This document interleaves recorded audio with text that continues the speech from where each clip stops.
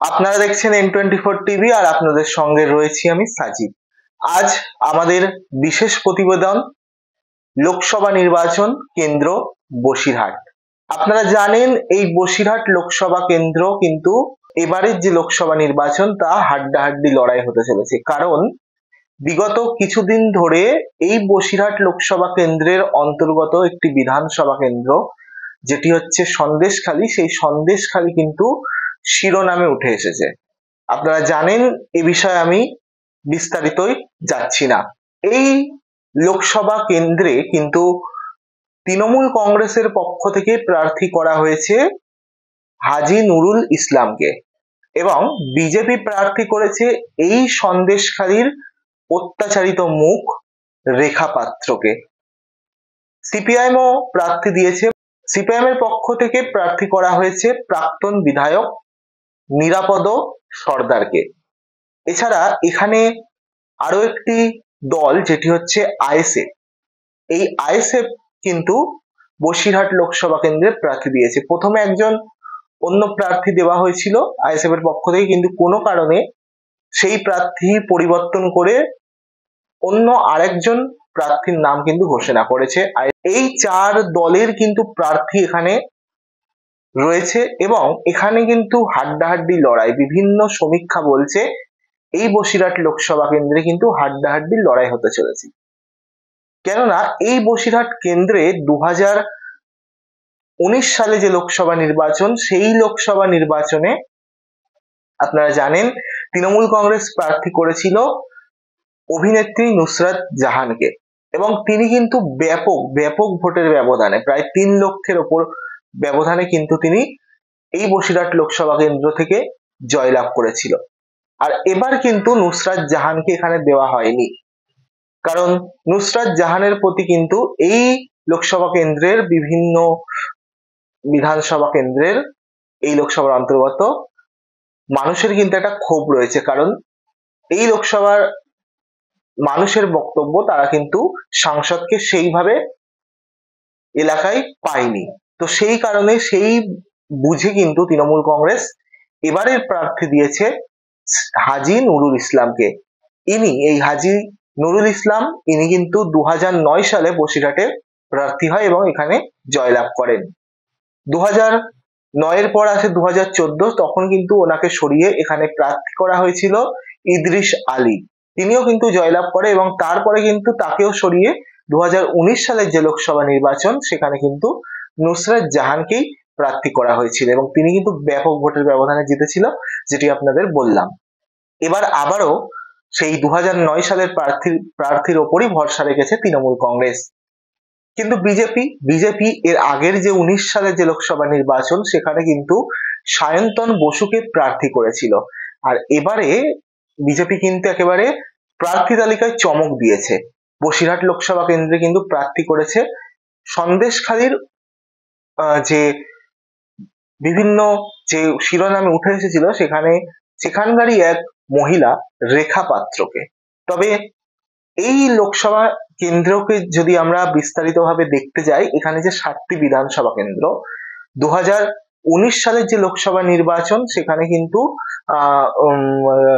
7টি বিধানসভার মধ্যে 7টিতেই কিন্তু, যে বিধানসভা নির্বাচনের কথা বলছি, 2021 সালের বিধানসভা নির্বাচন, এই বিধানসভা নির্বাচনে কিন্তু 7টিতেই কিন্তু তৃণমূল কংগ্রেস জয়লাভ করেছে।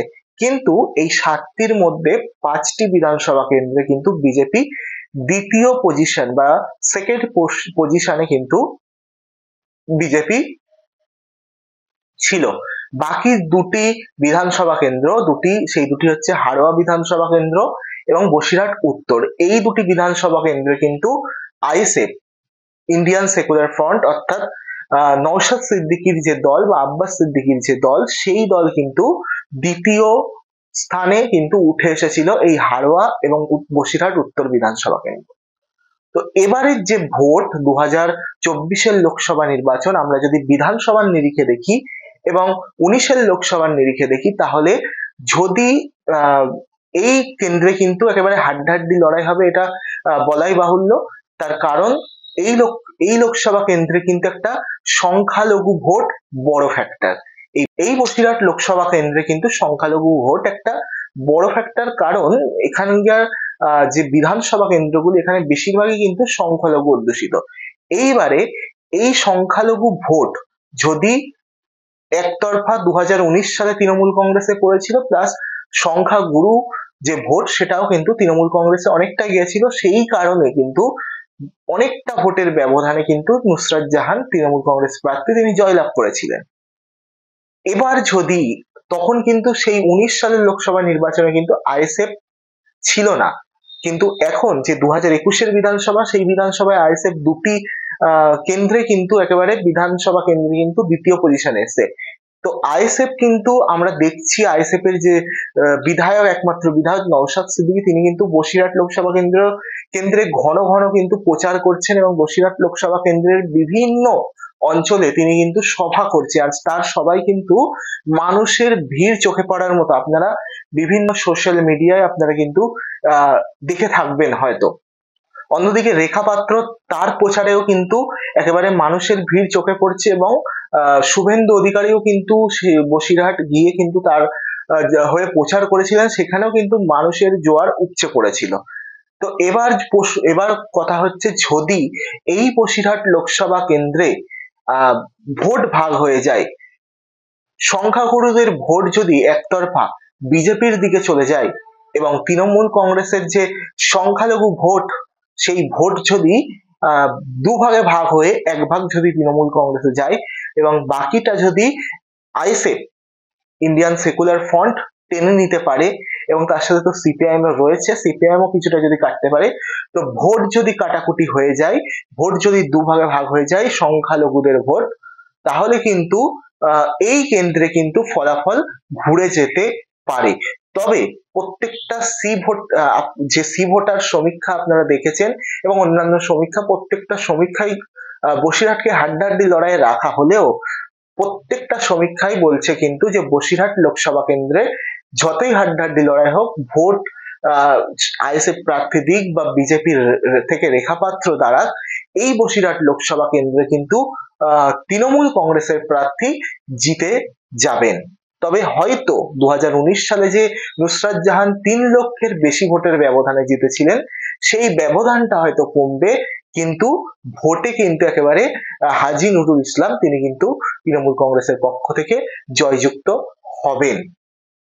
আজকের আমাদের এই ছোট্ট প্রতিবেদন আপনাদের কেমন লাগলো অবশ্যই জানাবেন। আর যারা বসিরহাট লোকসভা কেন্দ্রের বিভিন্ন অঞ্চল থেকে দেখছেন, তারা অবশ্যই তাদের মতামতটা জানাবেন।